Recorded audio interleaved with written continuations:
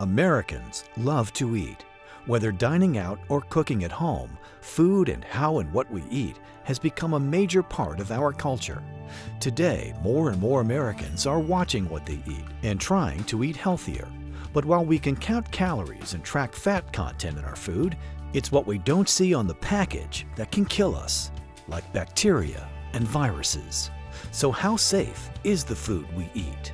The FDA and USDA have oversight of the food supply in the United States and the food that gets imported from overseas. However, the food supply in the United States is just simply not that safe. If you consider the CDC says that 48 million Americans, which is 1 in 6, are sickened every year from the food they consume, there's 125,000 hospitalized and 3,000 deaths. Seattle attorney Bill Marler is an advocate for safer food and has represented victims of foodborne illnesses such as E. coli, salmonella, and hepatitis A. Foodborne illness cases in the United States are really undercounted. Most people think that they have the flu and simply it never gets counted as a foodborne illness. But those that do get counted, people who go to the hospital, primarily children, the outcomes can be quite severe and often deadly. Children can have kidney failure, brain injury, and a number of other maladies that can last their entire lives. So it begs the question, how do these pathogens get in our food in the first place? There's a number of ways that viruses and bacterium contaminate foods. There can be contamination in the fields where the product's grown. There can be errors in processing of animals that have the bacteria. And there can also be cross-contamination in the kitchen, whether it's at the restaurant or at the home kitchen, when you handle raw meat and then prepare foods that are ready to eat. Elizabeth Armstrong and her husband Michael were extremely health conscious when it came to feeding their 2 young children, Ashley and Isabella. So there was nothing unusual about their feeding them a salad made with Dole brand baby spinach in August 2006. The spinach that we ate was full of E. coli, which caused a rare complication in Ashley called HUS, which led to her kidneys failing.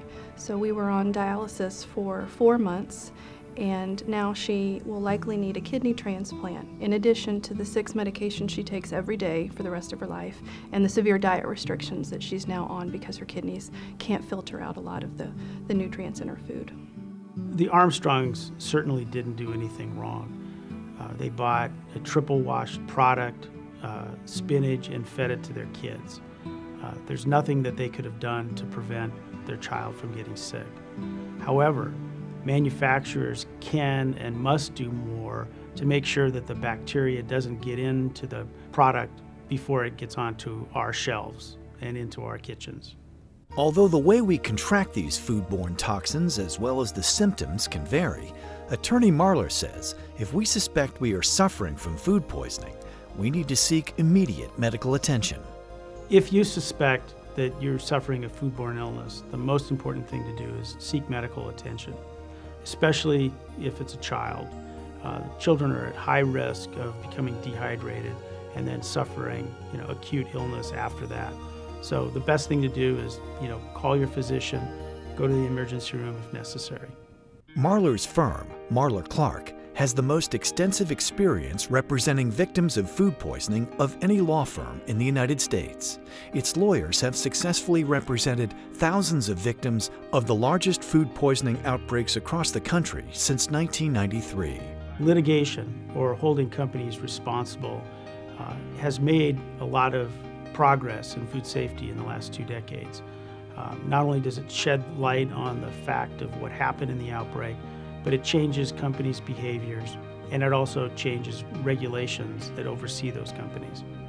Marler Clark has litigated against huge corporations on behalf of clients injured in foodborne illness outbreaks traced back to the company's food products, winning over $500 million in settlements for their clients.